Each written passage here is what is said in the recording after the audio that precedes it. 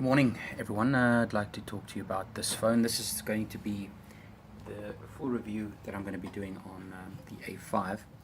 I've been using it for a week, and I'd like to give you guys my thoughts and what I've been experiencing with this device over the course of this week.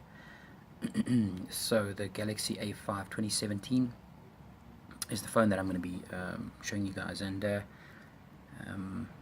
yes, there's been a couple of things that I'd like to discuss, and I'd like to feed back to you guys before you go out and buy this device, because there are a couple of things that I found a bit niggly, and I found I expected way more from the device than what I actually got. So without any further ado, let's go and jump into the device. I'm going to start off with the benchmarks. And I've got some pre-recorded video that I'm going to show you guys, but I'm just going to show you what the test score was. So there's the test score, 59,598. I'll show you guys the ranking, where the phone ranks. So the iPhone 7 Plus is at the top. This one comes in at 36 with its score there. So 36 on the Antutu benchmark ranking, and then I'll show you guys the information on the device. I don't know if you can see it, but it says there Samsung model SM A520F, Android 6.1, no 6.0.1, 8-core ARM processor, Mali T830 renderer. So there's all the information on the device. There's some storage info.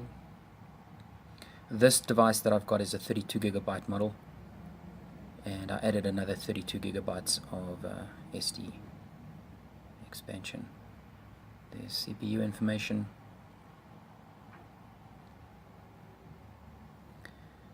and go down, camera info, battery info. It shows that the front-facing camera has a 16 megapixel camera. I'm not sure that is the case. Operating system information.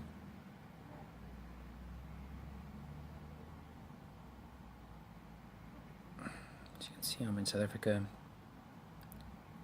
and there's all the sensor information. You guys can pause the video just to have a look at what the device or everything has on it. That's the end of it. Okay. So, usage. I'm sure everybody would like to know what it's like to be using this phone.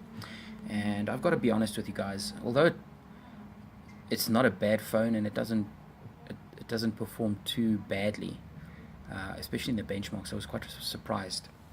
The one thing that I found that was kind of weird was when I use the phone, because it looks like an S7.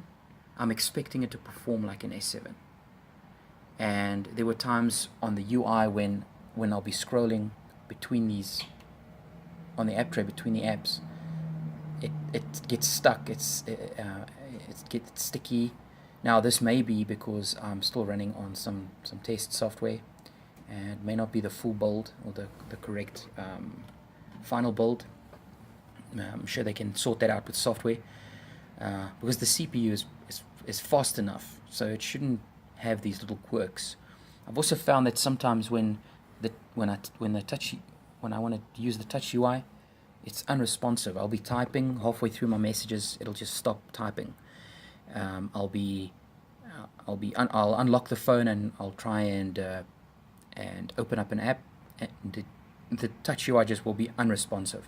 I have to tap it a couple of times for it to actually start working. Now, like I said, I'm still on some test software, so the test software might be the reason for that. I'm thinking that it is the reason for that. So I'm just waiting for the guys to update the software on the device. Battery wise, this device is quite amazing. So what I do normally is I set the screen's brightness to on the low range, so that the battery kind of lasts. I've set it up now because of the testing and the video that I'm doing now. I've set it up to quite high. You can see I've set it up to almost like 90%. But usually I leave it at about this. It's fine for me, for my viewing. I can see pretty well. And I've got the auto sensor on, so if I'm in high light, then in a high light area, then it does override the setting and it makes it brighter. So the battery actually lasts pretty long. I left my charger at the office, and what I do then is I would charge it at the office. I'll use it for the day, and then I'll take it home, because I don't really use my phone that much when I'm home. I'll leave it overnight. Like I said, I left it overnight, and there you can see the battery is 37% since I charged it yesterday, which is not bad. The battery lasts fairly long, and you should be able to get good standby time out of the device in terms of battery. The device doesn't get hot at all. I haven't used it so that it gets hot. It doesn't overheat, or it doesn't get hot. Like the S7 really got really hot at times. This doesn't do that. Now I don't know because of the CPU, because of the CPU usage probably, but I haven't really experienced the phone overheating or anything like that. So this is why these are the little quirks that I was talking about, right? Taking a photo comes out really blurry sometimes. You have to hold the phone really still for it to actually take a good picture. When you open up the camera and when you use the device in general, it seems a bit sluggish, although the CPU shouldn't have these issues, but it does. I don't know why. Again, it might be ascribed to the software that I'm running on it. But all around, it's not a bad phone. I'm beginning to think that I'm probably going to go back to the J5 Prime. The J5 Prime is just lighter. This is quite a heavy phone. I think the glass, the finishing that they put on this makes it really heavy. It's got like a metal bezel, and it's got the glass back, and yeah.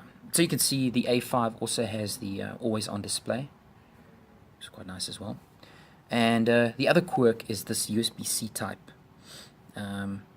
Not everybody has a USB-C type at the moment, so you know, everybody has a micro USB charger somewhere, and you could bum off somebody if you really needed to, you know. But these, it's not going to happen. You having USB-C at this point in time is kind of difficult because not everybody has one. This phone, the test phone that I got, never came with a cable or a charge, a wall socket or anything like that. It just came with the phone. So I just got the phone. I had to scrounge around. I had some Microsoft devices that I could use the chargers off for this. So generally, guys, it's a good phone. I'm beginning to think that it's really not for me. It looks nice. It's got the fingerprint sensor in it, which works fairly well. It's not bad. I mean, there you go. It unlocks pretty well, pretty quickly. There you go. So it's not a bad device. If you're going for something that looks like an A7, this will be it. I mean, it's really a nice looking phone. It's on the heavy side, just like the S7. Actually, I think it almost weighs the same as the S7. Aesthetically, it's nice to hold. It's comfortable. It's a good quality phone. And if you're looking to get something that looks like an S7 but is not the S7's price, then this is the phone for you. I enjoy the phone, but like I said, I don't enjoy it as much as I do the J5 Prime. The J5 Prime. I don't know what it is. Maybe it's size, weight. Maybe the UI that's getting stuck like that all the time is irritating me, and I don't like that. The camera also seems to be a little bit lacking in terms of the shutter speed, because I get a lot of blurry photos out of it and such. But yeah, guys, I hope you guys enjoyed the video. I hope you guys got what you asked for.